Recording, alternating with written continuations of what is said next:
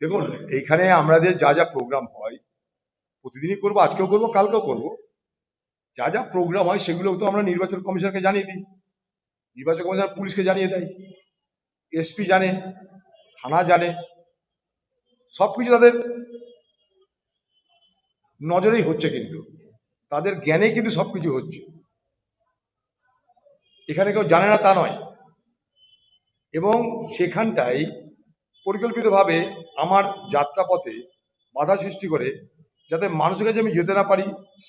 এবং পাশাপাশি মানুষের কাছে তৃণমূল বার্তা দিতে চাইলো যে আমরা যা চাই আজও তা হয়, ওই দেখো কংগ্রেসের প্রার্থী অধীর যেতে দিলাম না।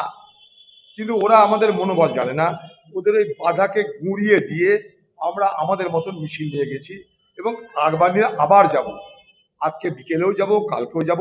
তৃণমূলের কত দম আছে আমরা দেখতে চাইব। এই বহরমপুর এবং মুর্শিদাবাদ থেকে তৃণমূলকে উচ্ছেদ করার ব্যবস্থা আমরা করেছি সারা মুর্শিদাবাদ জেলা জুড়ে। তাই তৃণমূলের বিরুদ্ধে অভ্যুত্থান তৈরি হচ্ছে, শুধু বহরমপুর নয়, এইরকম বহরমপুর প্রত্যেকটা বিধানসভা এলাকায় মানুষ আগামী দিনে দেখতে পাবে। এই আপদদের, এই বিপদদের উৎখাত করার জন্য, সমাজকে সুস্থ করার জন্য, সমাজকে নিরাপদ করার জন্য আগামী দিনে পরিবর্তন দরকার।